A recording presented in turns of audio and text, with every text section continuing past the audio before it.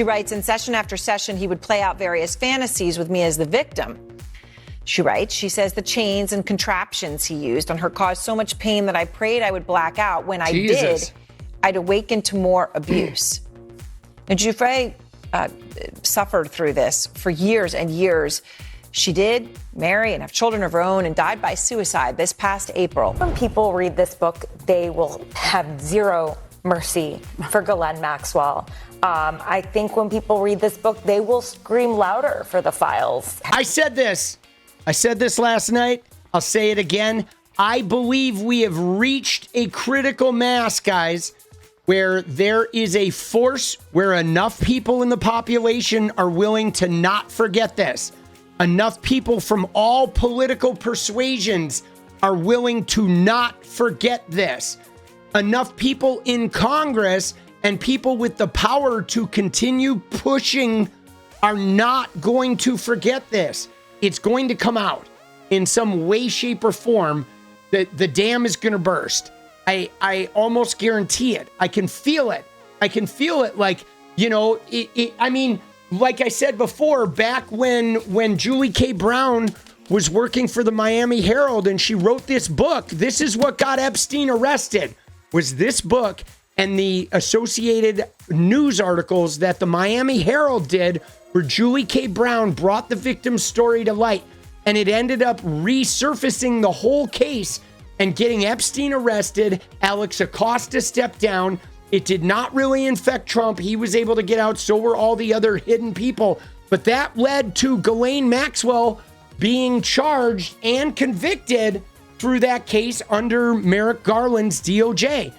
And so it can be done, right? It's like it wasn't enough to unload the files, but there was also an active case against Ghislaine. There was COVID. There were much bigger fish to fry. Now, the reality is, though, is those big fish have now been fried. And now there is like a critical mass worldwide where what it is people just aren't going to let this go. There are enough content creators that are making content about it every day. There are writers that are writing books. There are victims that are speaking out. There are press conferences that are being had. There are representatives, senators, and governors that are talking about this and unwilling to stop talking about it. And so eventually that dam is going to burst. It is, I don't know if it's going to be 1 year, 2 years, 5 years. It will burst, man. I just feel it. I feel like it's coming. It's been years of this energy building. And what's more is I think a lot of it has to do with social media, guys, because prior to this, you only had the mainstream media. You had some cable news channels. You had TMZ and fucking whatever. You had Daily Mail and print, right? You had a handful of rags and sort of celebrity things that were also doing the whole gossip channel, but the main news was focused on global things and domestic events. There wasn't space for it. But now that there's social media, man, it is all over TikTok. It is all over Instagram. It is all over YouTube, and people are consuming it, so it ain't going anywhere. And no matter how they try to restrict it, people keep putting it out there. And like that, I think is going to be the thing that really kicks it open. Is like you just can't stop the narrative because now it's like on the interwebs. It is in the hands of the people now. And believe me, like for me as a content creator, I'm never going to stop making videos about this, guys. I may not make them every day, but I am going to consistently cover this for the foreseeable future. And I'm not alone. I think there's tens of thousands of content creators that are going to just grind this until it breaks. There are two levels here of detail. One is the graphic nature of the detail itself. A lot of things we know are now illuminated in a way that only a survivor of these crimes could be able to detail them. And the other is how much we really don't know. She refers to a lot of these men as billionaires 1, 2, and 3. There's a prime minister, a head of state. Yeah, we know who the prime minister is. That is the prime minister of Israel before Benjamin Netanyahu, Ehud Barak. Okay? That guy has ties to Elon Musk and Peter Thiel and many, many other people, certainly Prince Andrew. There was no one there to help. There was no one there to help her. She was nobody's girl. Nobody saw her as the daughter of somebody that was worth saving after 2 years of abuse. And these are the people that we look up to. These are the leaders. Well, I mean, this is the thing. Prime Minister. Yeah, you know what else is really interesting, guys? It's not this like Stockholm syndrome either. It's not like they were like, oh, trapped there and like struggling with this thing. It eventually it became very real threats. Epstein was so extraordinarily powerful that he would find out like who these girls' family members were. So like for Sarah Ransom, she was worried that Epstein was going to come and kill her mom or that Epstein was going to kill her brother. And there were roundabout implications made to imply that if you leave, if you say anything, like we will eliminate your family. So it was, yes, cartel tactics is a great way of putting it. It wasn't like they got trapped there. I mean, sure, they were trapped with the financial dependence, but then eventually they were afraid that he would kill their families. And they believed him. Billionaire 1, billionaire 2, billionaire 3, and many more where those individuals came from, Claire, who were rich and powerful. And every time I say it, who have not been held to account and are right now being protected by people who don't want to put the Epstein files out there in part. You know, I mean. Well, it's, as you say, it's not just that there were so many men who abused her. There was a network of people who really helped him make his abuse possible. That whether was it was important. The finance, involved in the sex trafficking, the people on the periphery watching the abuse take place. It's really shocking. Yeah, all his lieutenants, all the people that set up the women and made them feel comfortable. This is Sarah Ransom's book. Sarah Ransom showed up like a couple of years after Virginia. And she was one of the women that was taken to the island.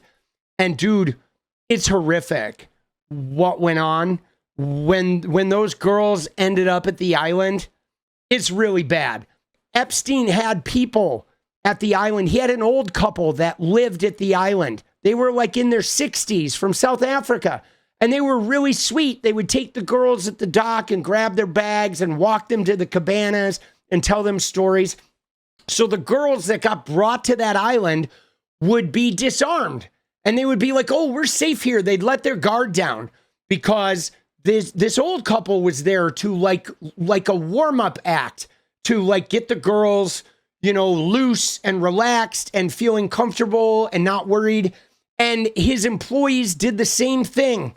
Okay. And then they would get led to Giuffre's suite and they would get summarily sexually abused at length on this island. Then eventually what happened was there was another island that was a swimmable distance away, and Jeffrey Epstein bought that island too. So if somebody tried to swim off the island, they would get caught. They wouldn't be able to get away. Okay, he bought another island to prevent them from being able to get away. The whole island was guarded. I mean, they were held captive there. There was a whole network of helpers. And what's crazy about it is none of those helpers got in trouble. None of them. None of the helpers. They all have avoided any responsibility. They've never even had to divulge information so people could get the truth out there. Like nothing. Okay? Only Ghislaine Maxwell. And I guarantee you she's going to get fucking pardoned. Okay? Trump is going to pardon Ghislaine Maxwell. He's going to wait until like the last minute, but he will. I guarantee he's going to do it. We are going to keep unpacking this. Okay. There's going to be a lot more to talk about because obviously with Adelita Grijalva and her lawsuit against Mike Johnson, eventually he's going to have to swear her in, boss. Eventually that discharge petition is going through and this shit is going to see the light of day. But yeah, that Ehud Barak, Peter Thiel, Elon Musk. I'm real curious about that, guys, because I'm not sure. Okay, I am not. I'm going to say this very clear, and I want you to hear me. I am not convinced that there's Mossad, CIA operative sort of shit. I am not convinced of that. I'm not going to rule it out, but to me, the plausibility is I don't know if that is accurate, but what I do know is that the Israel Palantir surveillance, Elon Musk, Starlink, I don't know, man. There is some sort of Israel, Middle East, Silicon Valley surveillance connection here, okay? You know what I'm saying? There absolutely is. I feel like if it was intelligence, if it had really been intelligence, it probably would have been quashed back when it was the Palm Beach Police Department investigating this thing, okay?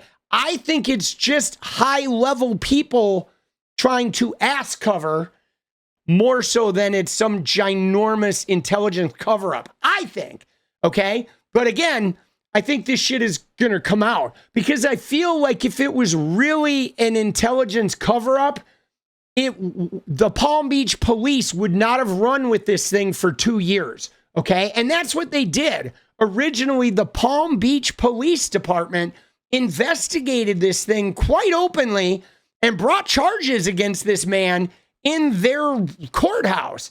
And I think if it was a high-level intelligence operation, I feel like that probably wouldn't have taken place. Like they would have heard about it long before Alan Dershowitz came in and started trying to throw his weight around, right? Because he was trying to protect like Trump and you know, Barack and those guys, you know what I mean? I feel like a lot of the intelligence shit, you just don't hear about that stuff at all, really, you know? And certainly it gets quashed long before, you know, it like gets out in the open. You have to have some sort of whistleblower to really like break the intelligence shit open, you know? And this was just cops investigating this, you know, for a while, like in a very noisy way, you know what I mean?